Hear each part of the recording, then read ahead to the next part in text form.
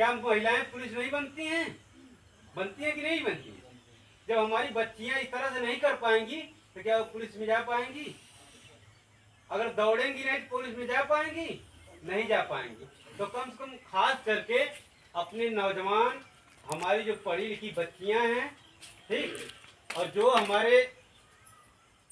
हमारी माताएं हैं, विशेष करके बाबा साहब ने उन लोगों को वास्ते जानते हैं, संवैधानिक पद, कानून मंत्री का पद भी त्याग दिया था। हिंदू कोड बिल उस समय लागू नहीं हो रही थी, जो जिसमें महिलाओं का अधिकार सुरक्षित है। उस समय बाबा साहब ने हिंदू कोड बिल के पक्ष में थे कि हिंदू कोड बिल जो है वह लागू हो। लेकिन जानते हैं, जब नहीं लागू करने का प्रयास किया, बाबा साहब ने अपने मंत्री पद से इस्तीफा दे दिया।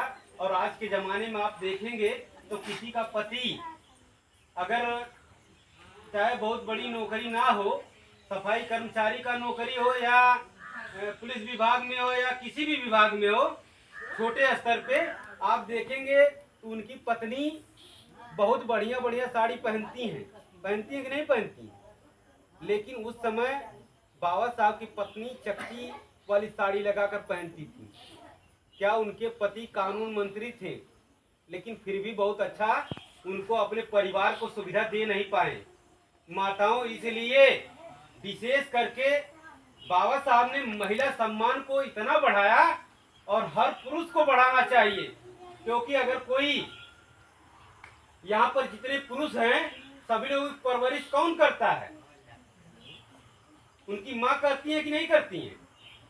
तो सबसे पहले इसीलिए जो रावण सेना भीम आर्मी उधम सिंह फाउंडेशन हमारी संस्था है, यह संगठन हर गांव तक अपनी महिलाओं और अपनी बच्चियों के साथ जो अन्याय अत्याचार हो रहा है उसके लिए अपनी आवाज उठाने के लिए हर नौजवानों में, हर बुजुर्गों में या एक ऐसी पहल करने की कोशिश हो रही है कि ताकि वह कहीं भी खड़ा हो सके। इसलिए मित्रों, मैं कह रहा हूँ इस तरह करने का काम मैं किया हूँ ना, तो कम से कम हमारे नौजवानों में इस बाजुओं में इतनी ताकत हो कि अपनी महिलाओं पर अन्याय अत्याचार हो उसका जवाब दे सके।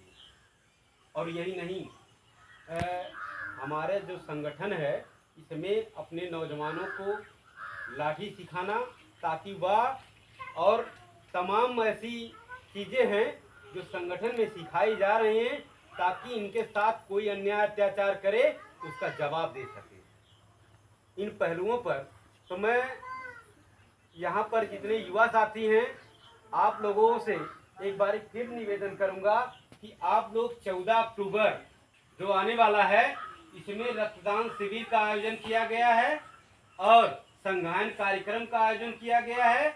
उसमें दीक्षा कार्यक्रम भी है, अशोक धम्म ये 10वीं है, उसमें धम्म दीक्षा का भी कार्यक्रम है। तो आप लोग जिससे भी संपर्क में आए उससे यह निवेदन करें कि आप लोग संटरवा बाजार वहाँ पर चलने का प्रयास करें 14 अक्टूबर को। आप लोगों को बहुत कुछ उसमें सीखने को मिलेगा।